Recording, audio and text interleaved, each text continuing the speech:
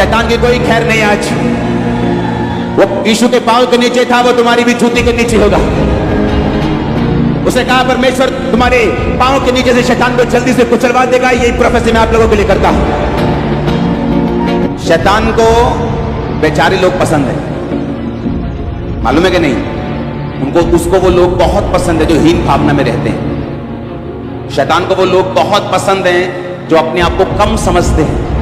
उसको वो लोग पसंद है जो हर वक्त डरे रहते हैं। उसको वो लोग पसंद है जो उनको लगता है कि हम विक्टिम हैं, हमारी जिंदगी में अटैक हो रहे हैं, क्योंकि उन लोगों को वो जल्दी से उन पर कब्जा कर सकता है।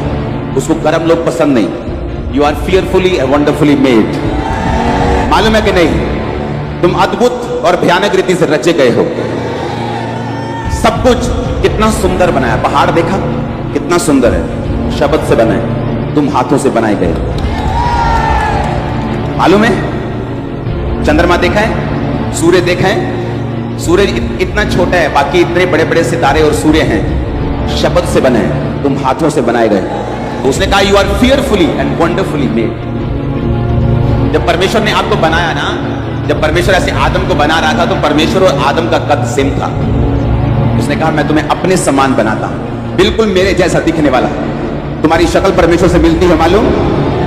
और ऊपर कोई रंग नहीं है, आत्मा का कोई कलर नहीं है, कोई ब्राउन नहीं, ब्लैक नहीं, व्हाइट नहीं, सांवला नहीं, ऊपर कलर है ही नहीं, सेम कलर है। स्पिरिट का कोई कलर नहीं। आप फियरफुली और वंडरफुली बनाए गए हैं। जिस दिन आपको ये बात समझ आती है, आप अपनी वैल्यू समझ लेते हैं। ना तो अपने आप को ओवर एस्टिमेट करो और ना तो अंडर एस्टिमेट। किसी ने घर बेचना हो तो अगर ओवर एस्टिमेट करता है, 70 लाख का बेचना, और घर कितने का है? 20 का, तो भी नहीं बिकेगा, आप नुकसान में रहोगे। अगर 20 का बता के बेच दोगे तो भी नुकसान में रहोगे, घर की वैल्यू 30 लाख है। अपने आप को पौलुस कहता है ना तो ओवर समझो ना तो नीचे समझो। जैसा परमेश्वर ने तुम्हें बनाया तुम वैसा अपने आप को समझो।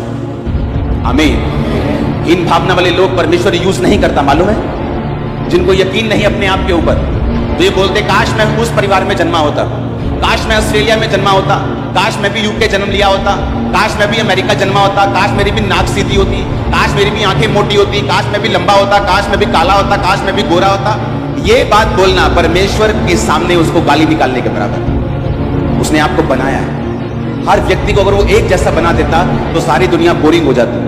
अगर एक जैसा स्वभाव सबका होता तो रॉबर्ट्स में और हम में फिर क्या फर्क होता? हालेलुया।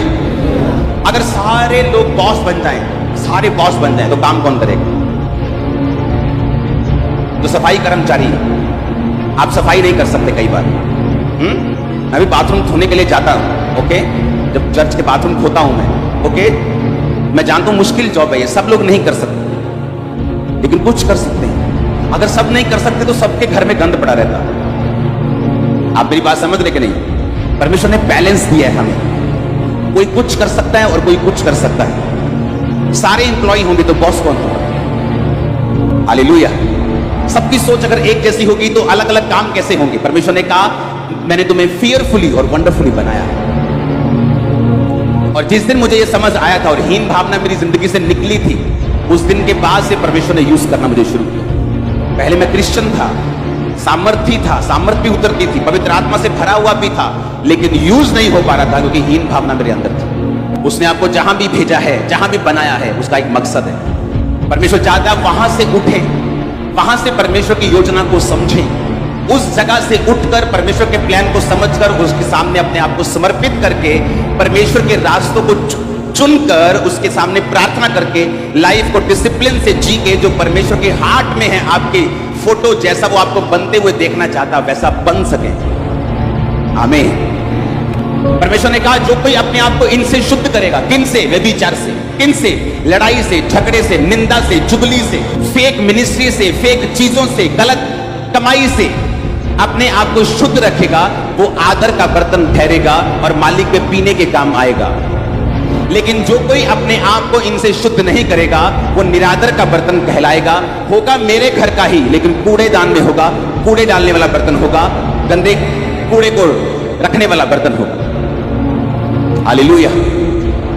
हमने क्रिश्चियंस की हालत देखी है जो परमेश्वर में नहीं चलते, उनकी हालत अन्य जातियों से भी बुरी है, क्योंकि परमेश्वर ने कहा अगर आप अपने आप को शुद्ध नहीं करेंगे तो निरादर के बर्तन ठहरेंगे। अगर परमेश्वर हमें आदर देने का वायदा करता है कि याकूब का परमेश्वर तेरी इज्जत को बढ़ाएगा, तो हमें यह भी मालूम होना चाहिए कि शैतान हमें निरादर देना चाहते हैं और वो अपने आप प्रवेश नहीं कर सकता जब तक वो आपको अपनी चीजों में आपको इंट्रोड्यूस ना करवाए, उस पाप को, उन चीजों को जो शैतान चाहता है कि हम अपनी डेली लाइफ में करें, ताकि वो हमारी लाइफ में एंटर करें और परमेश्वर का आदर नहीं बल्कि उसका निरादर हमारी लाइफ में।